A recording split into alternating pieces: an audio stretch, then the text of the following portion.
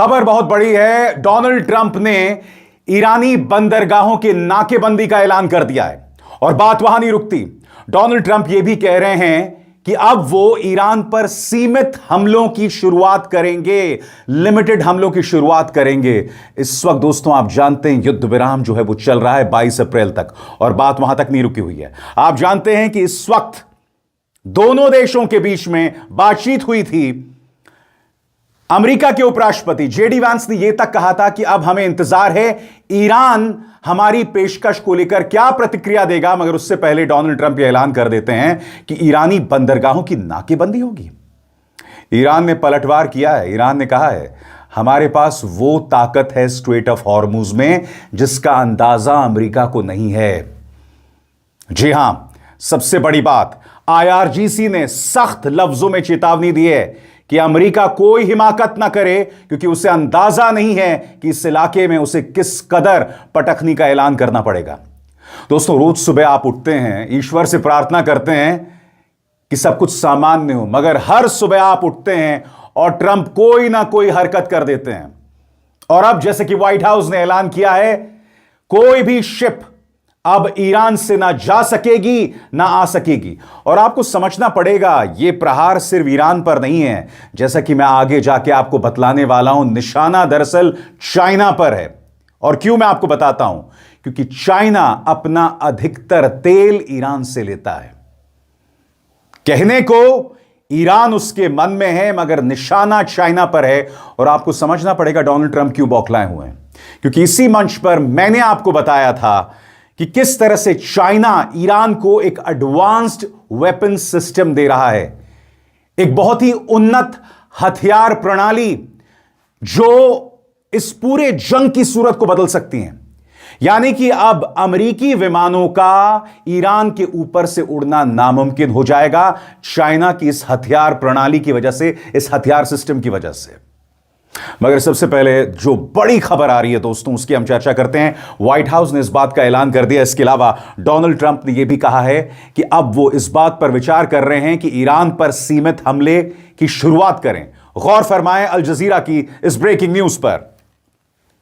Breaking, Donald Trump और उनके सलाहकार इस बात पर विचार कर रहे हैं कि ईरान पर फिर से सीमित सैन्य हमले शुरू किए जाएं, साथ ही स्ट्रेट ऑफ हॉर्मुज की अमेरिकी नाकेबंदी जारी रखी जाए ताकि शांति वार्ता में जो गतिरोध है उसे तोड़ा जा सके, ऐसा वॉल स्ट्रीट जर्नल की रिपोर्ट में कहा गया है। मगर ईरानी जनता घबरा नहीं रही है दोस्तों, सरकार घबरा नहीं रही है। मैं आपको मंजर दिखाना चाहता हूं, बीती रात का मंजर, ईरान की सड़कों का मंजर। वीडियो थोड़ा लंबा है, आप देखिएगा। लोगों में जो जश्न का माहौल है, लोगों में अपने सरकार के प्रति जिस तरह से वो लोग प्रदर्शन कर रहे हैं, वो मंजर आप देखिए। क्या हो रहा है इस वक्त ईरान में, और ट्रंप इस जनता को डराना चाहते हैं। देखा जाए।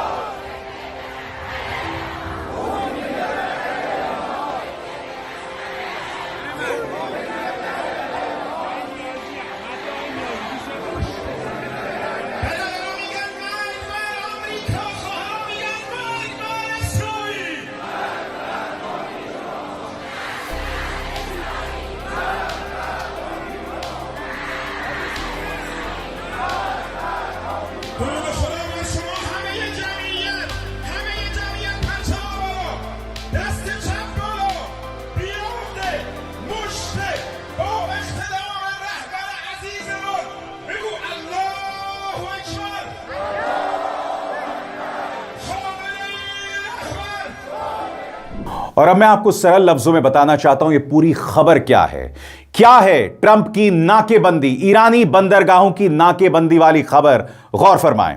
अमेरिकी सेना ने कहा है कि सोमवार से ईरान के सभी बंदरगाहों की नाकेबंदी शुरू करेगी, यानी जो भी जहाज ईरान के बंदरगाहों में आएंगे या वहां से निकलेंगे उन्हें रोका जाएगा, लेकिन स्ट्रेट ऑफ हॉर्मुज से गुजरने वाले जहाज अगर वो ईरान के बंदरगाहों पर नहीं जा रहे हैं उन्हें जाने दिया जाएगा।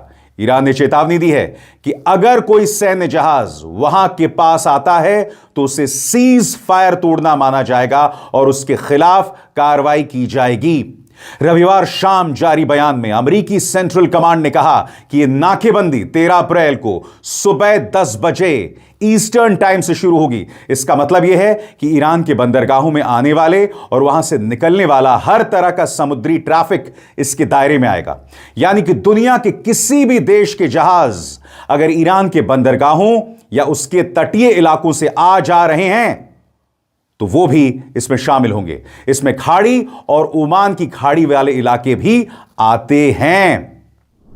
ईरान ने जाहिर सी बात है दोस्तों सख्त लफ्जों में इसको लेकर चेतावनी दी है। आईआरजीसी ने कहा है ऐसा करने की सोचना भी मत, क्योंकि यह युद्ध विराम का उल्लंघन होगा और 22 अप्रैल से पहले अमेरिका यह हिमाकत ना करे। आईआरजीसी का बयान आपके स्क्रीन पर। आईआरजीसी की प्रतिक्रिया, ईरान की प्रतिक्रिया। ट्रंप की नाकेबंदी की धमकी पर प्रतिक्रिया देते हुए ईरान के इस्लामिक रेवोल्यूशनरी गार्ड कोर ने कहा अगर कोई सैन्य जहाज पास आता है तो उसे अमेरिका ईरान के सीज फायर का उल्लंघन माना जाएगा जो 22 अप्रैल तक लागू रहने वाला है और उसके साथ सख्ती से निपटा जाएगा। दोस्तों इन दो चेहरों पर गौर कीजिए।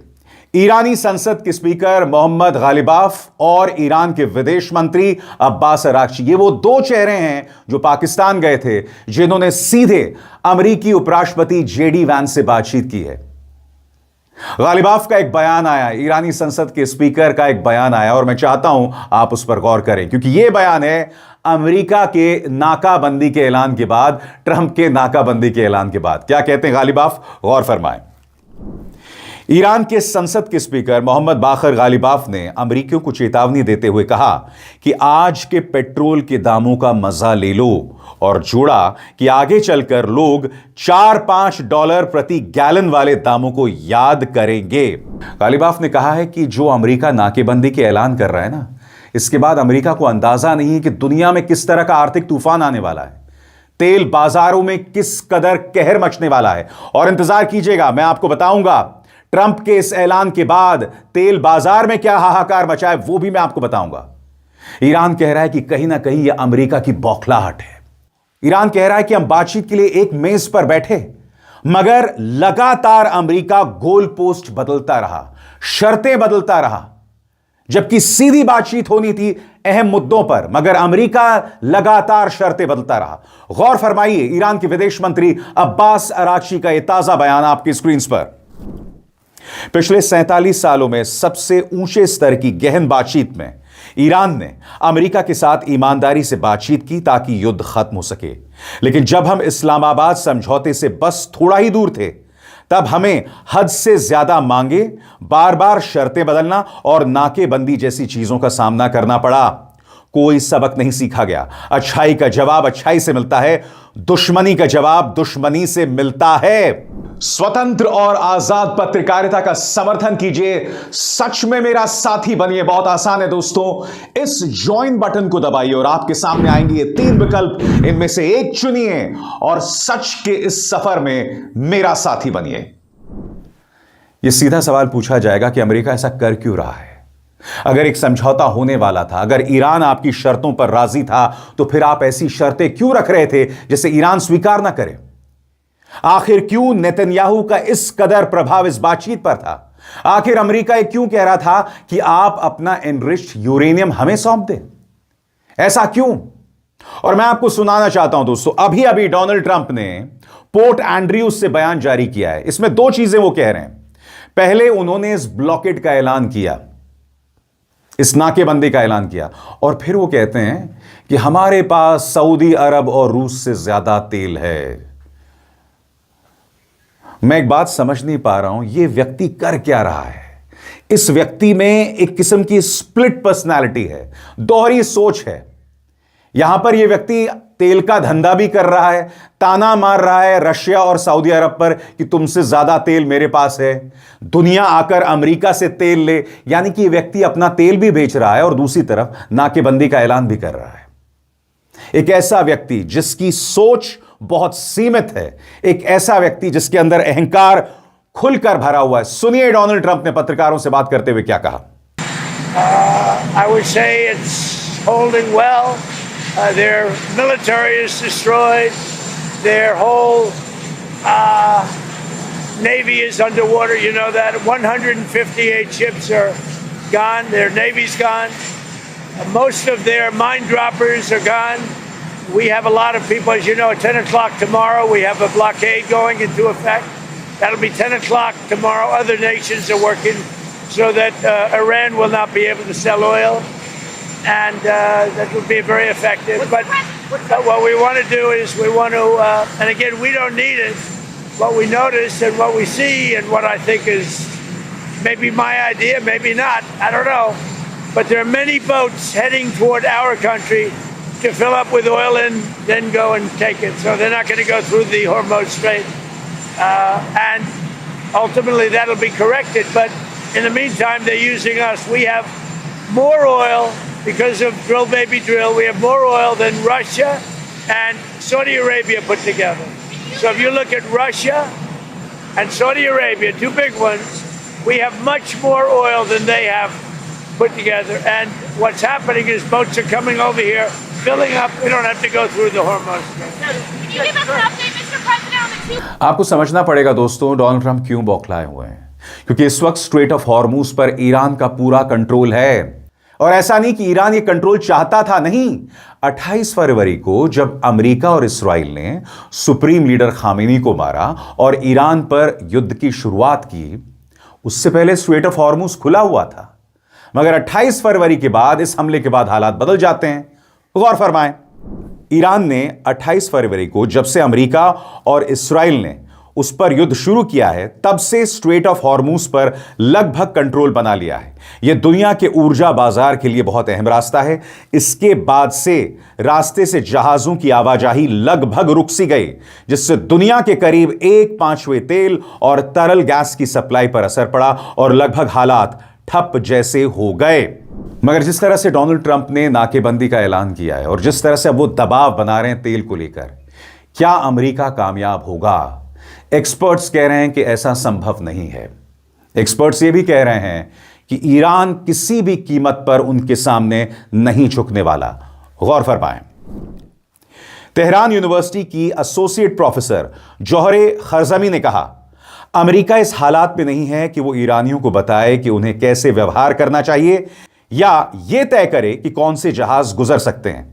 उन्होंने कहा, अगर यह नाकेबंदी इस्लामिक रिपब्लिक की मजबूती और वैश्विक बाजारों की मजबूती के बीच मुकाबला बनती है, तो जल्दी ही साफ हो जाएगा कि कौन हार रहा है। उन्होंने यह भी जोड़ा कि ईरान लंबे समय तक चलने वाले युद्ध के लिए तैयार है। तकनीकी तौर पर अमेरिका हालात को कंट्रोल नहीं कर सकते। हॉलीवुड जैसी रणनीतियों से वो जंग नहीं जीत सकते।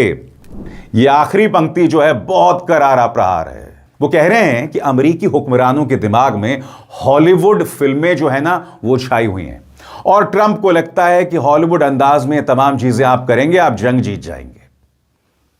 करीब 40 दिन की यह जंग चली दोस्तों, आप ईरान को नहीं झुका पाए। ईरान 2 सुपर पावर्स का मुकाबला कर रहा था, दोनों न्यूक्लियर सुपर पावर्स। बावजूद इसके वो डरा नहीं, लगातार मुकाबला करता रहा और अब भी मुकाबला कर रहा है। मगर दोस्तों, हमें इस बात पर गौर करना पड़ेगा कि डोनाल्ड ट्रंप ने जो ऐलान किया है, कहीं निशाना चाइना की तरफ तो नहीं है। मैं ऐसा क्यों कह रहा हूं? क्योंकि आप जानते हैं दोस्तों कि ईरान के बंदरगाहों से बाकायदा चीन को सामान जाता है, चीन को तेल जाता है और चीन से भी काफी सामान आता है। सबसे बड़ी बात, अब चाइना से एक एडवांस्ड वेपन सिस्टम आने वाला है, एक ऐसा एडवांस वेपन सिस्टम जिसके बाद से ईरान के ऊपर किसी भी अमेरिकी फाइटर जेट का उड़ना नामुमकिन हो जाएगा। तो बड़ा प्रश्न, ये जो नाकेबंदी का ऐलान किया गया है, क्या निशाना चाइना पर है?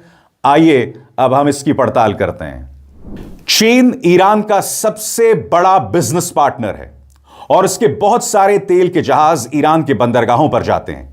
इसलिए अगर यह नाकेबंदी सख्ती से लागू हुई तो चीन के तेल और व्यापार पर काफी बड़ा असर पड़ेगा।